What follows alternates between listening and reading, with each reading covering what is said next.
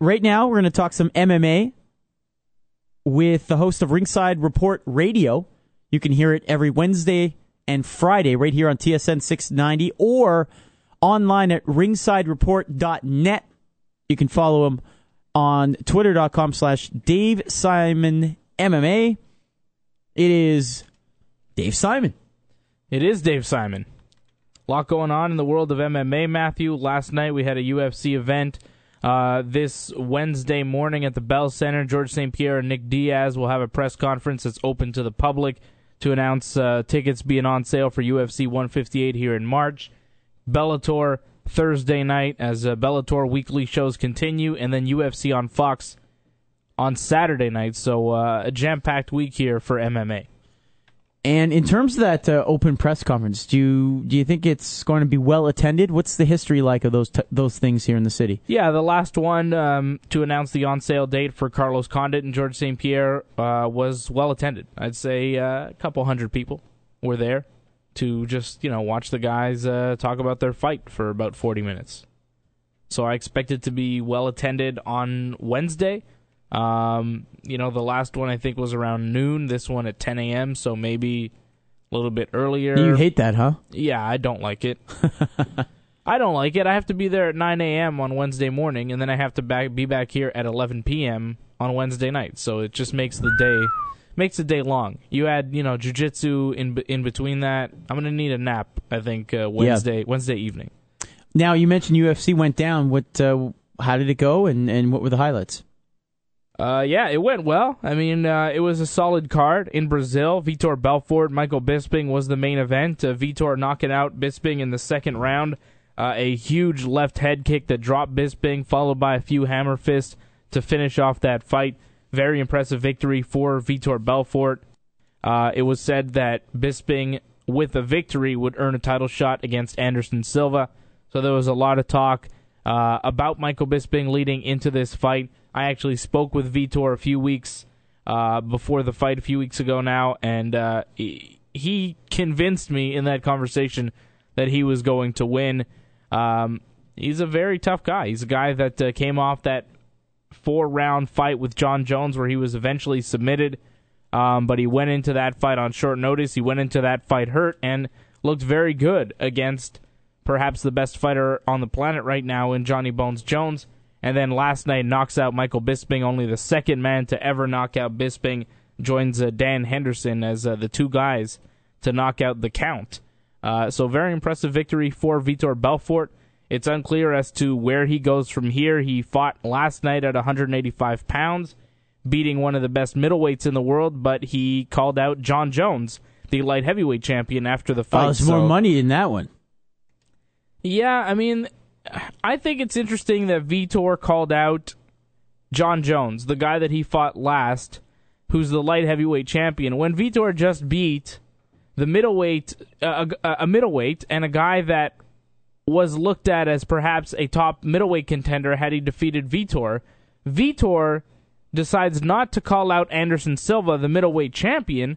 He decides to call out John Jones. I thought it was a weird move by Vitor, considering Anderson embarrassed him and knocked him out with one of the most devastating and highlight reel knockouts in UFC history. So I thought it was a strange move by Vitor to call out Jones, who fights in another weight class, rather than Anderson Silva. Now, this was available on FX in the U.S.?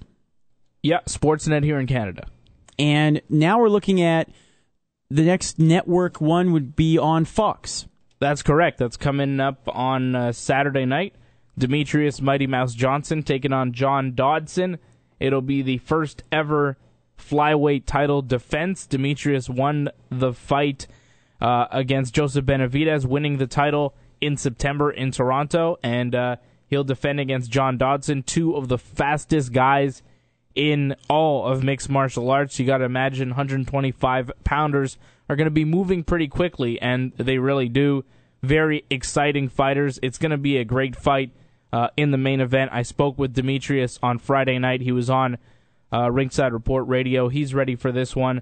The co-main event, Quentin Rampage Jackson taking on Glover Teixeira. It's a light heavyweight bout, and Rampage says it's his last fight in the UFC. He's done with the UFC. He doesn't want to be there anymore, and he's moving on. Donald Cerrone takes on Anthony Pettis in a lightweight contest, and Eric Koch versus Ricardo Lamas, 2 top featherweights there. So the Fox card, the main card, looking very, very strong for 6 days away now on Fox, the network Fox. And the promotion has been pretty heavy moving forward for it, so nice to see that they're putting some quality fights on there, that it's not just middle-of-the-road guys, that they're putting some pretty good names on there. Yeah, they put on pay-per-view level fights on Fox. I mean, we just had one in December with Benson Henderson defending the lightweight championship against Nate Diaz. You had BJ Penn fighting Rory McDonald. You had Alexander Gustafsson fighting Shogun. I mean, they put on serious pay-per-view level fights on Fox. These Fox cards are important, and we, the MMA fan, get to benefit from this because we get to see them for free, when otherwise you'd be paying for it. All right, and then I actually caught a bit of your show on, I'm trying to remember what day it was, I guess it would be Friday, and you were talking a little bit about Bellator on Spike TV. How'd that go?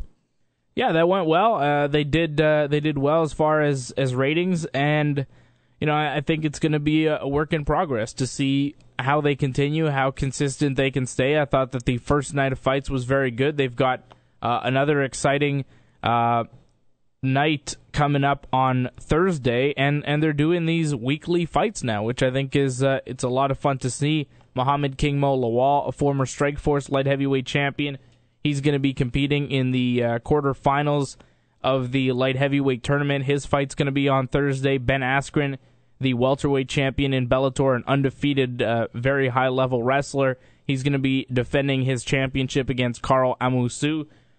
So very good fights being put on by Bellator, and definitely stuff worth watching. If you're an MMA fan, there's no reason why you shouldn't be watching Bellator on Thursday nights. He is Dave Simon. You can check him out on ringsidereport.net or check him out Wednesdays and Fridays at 11 p.m. And, of course, if there is a Habs game, normally on around midnight until 2 a.m. on TSN 690. Correct? I don't know. I don't know what the deal is with the Canadians. What do you mean? If there's a Habs game on Wednesday or Friday night... Yeah. What happens is it's a 2-hour post-game show. Is it now? Yes, it is. Same thing as last year. No, last year it was not. Yes, it was. Of course it was. No, last year they were done at 11.